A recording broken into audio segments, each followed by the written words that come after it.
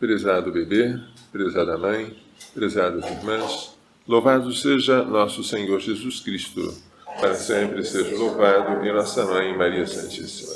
A primeira leitura de hoje, do capítulo 45 de Isaías, é extraordinária, porque quem é chamado de ungido não é um rei de Israel, nem é um profeta, é um rei estrangeiro, Ciro, rei dos persas.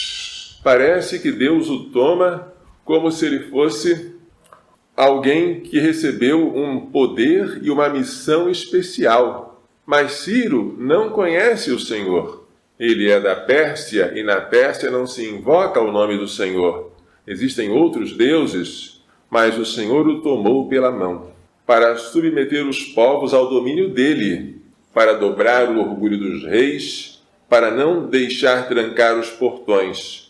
Ciro invadiu a Babilônia, que detinha os hebreus em escravidão. E quando Ciro conquistou a Babilônia, resolveu dar liberdade aos judeus. Foi o famoso Edito de Ciro, de 538 a.C., mandou que os judeus fossem à sua pátria e ainda contribuiu financeiramente para a reconstrução do Templo de Jerusalém. Um milagre. Ninguém na história consegue explicar como isso aconteceu. Por causa de meu servo Jacó, por causa de meu eleito Israel, chamei-te pelo nome, embora tu não me conhecesses. E Ciro entendeu o seu chamado. Ele diz: foi o Senhor, Deus de Israel, que me deu as vitórias militares. E ele quer que eu dê liberdade ao seu povo, os judeus, e que o ajude a reconstruir o seu templo em Jerusalém. Quem for da sua raça, do seu povo, que retorne e que o Senhor esteja com ele. Eu sou o Senhor, não existe outro, fora de mim não há Deus. É uma palavra de monoteísmo dirigida a Ciro, que pode pensar que existem outros deuses. Eu te armei guerreiro, embora tu não me conhecesses, para que todos saibam, do Oriente ao Ocidente, que fora de mim outro não existe. Eu sou o Senhor e não há outro.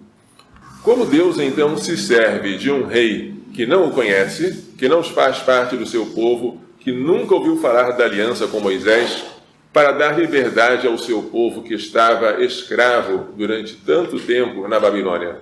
São mistérios da providência de Deus. A providência de Deus atua mediante causas segundas, e essas causas nos surpreendem, porque nem sempre são aquelas que nós esperaríamos, aquelas que Deus usa. O Salmo 95 é um convite para que todas as famílias das nações, não apenas Israel, deem ao Senhor o poder e a glória, ou seja, reconheçam ao Senhor o seu poder e deem a Ele a sua glória, devido ao seu nome.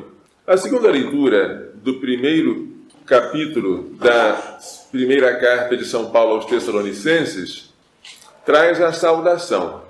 Quem está escrevendo a carta é Paulo, Silvano e Timóteo. Eles estão se dirigindo à igreja que está em Tessalônica, a igreja dos Tessalonicenses. Desejam a eles a graça e a paz. São Paulo dá graças a Deus por todos eles e lembra-se sempre deles em suas orações. Diante de Deus, São Paulo recorda sem cessar as três virtudes teologais, a fé, a esperança e a caridade, que estão presentes na vida dos cristãos de Tessalônica. A atuação da vossa fé, o esforço da vossa caridade e a firmeza da vossa esperança em nosso Senhor Jesus Cristo.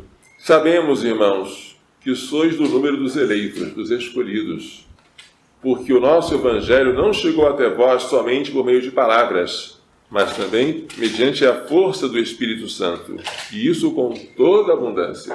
São Paulo está alegre por falar, por dirigir-se a uma comunidade cujos frutos ele está vendo.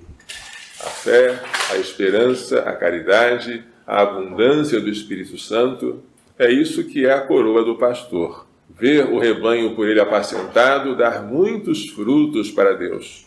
O Evangelho traz hoje uma disputa entre os fariseus e Jesus sobre uma questão econômica e política. É lícito ou não pagar tributo a César? Junto com os fariseus, vieram alguns do partido de Herodes, defensores da dinastia do rei, e que estavam preparados para ouvir Jesus dizer que não se deve pagar imposto a César, assim eles esperavam, e denunciar o caso a Herodes. A introdução é suave, mas cheia de hipocrisia. Mestre, sabemos que és verdadeiro e que de fato ensinas o caminho de Deus. Não te deixes influenciar pela opinião dos outros, pois não julgas um homem pelas aparências. Dize-nos, pois, o que pensas. É lícito ou não pagar o imposto a César? Os zelotes não pagavam por motivos de convicção religiosa. Pensavam, César não é o nosso rei é o Senhor. Pagar o imposto a César é submeter-se a um dominador estrangeiro ilegítimo. A questão foi levada até Jesus. E Jesus primeiro censura-os. Hipócritas, por que me armais uma armadilha? Mostrai-me a moeda com que se paga o imposto. Trouxeram um denário. O que está escrito nesta moeda? A palavra César. E qual é a figura desta moeda? É a figura de César. Pois então, devolvei a César aquilo que é de César, e a Deus aquilo que é de Deus. E todos ficaram maravilhados com a sabedoria daquela resposta. Jesus, portanto, para a decepção dos fariseus e dos herodianos, não veio aqui para ser um revolucionário político. Ele raciocina de maneira muito simples. O imperador César, embora seja estrangeiro, embora ele tenha conquistado o país dos judeus por meio do general Pompeu no ano 63 a.C., ele traz a esse povo benefícios, uma moeda estável com que eles podem fazer o comércio, a proteção contra os inimigos, a segurança pública. Já que os judeus aceitam todos esses benefícios do Estado, é lícito pagar o imposto ao Estado. Bem simples a resposta de Jesus. Mas César não pode ocupar o lugar de Deus. Quando César exigir que os cristãos adorem a sua própria pessoa, não, porque isso não pertence a César. A adoração pertence apenas a Deus. A César o que é de César, a obediência das leis civis, a submissão à autoridade, a Deus o que é de Deus, o cumprimento dos mandamentos, a adoração, o culto divino.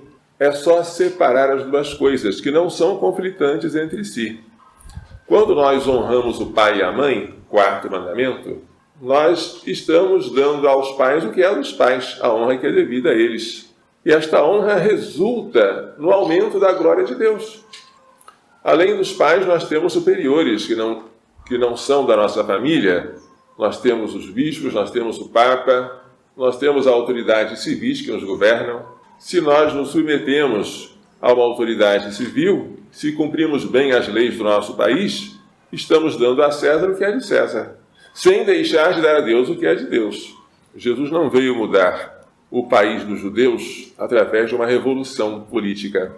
Ele não veio armar-se com exércitos, destronar o imperador e instaurar um reino em Israel no qual ele fosse sentar-se com ministros, com cavalos, com cavaleiros, com força militar, nada disso. Ele veio de fato para nos resgatar do pecado e nos dar a liberdade da graça. Mas se um dia o Império Romano se tornar cristão, e isso acontecerá com o imperador Constantino, não será por meio de uma guerra dos cristãos contra ele. Será por uma conversão interior. Ele vai se tornar cristão e vai dar liberdade aos cristãos anteriormente tão perseguidos. Isso vai acontecer no ano 315 da era cristã. Mas os cristãos dominam o mundo pela sua mansidão, pelo seu exemplo, pela sua oração.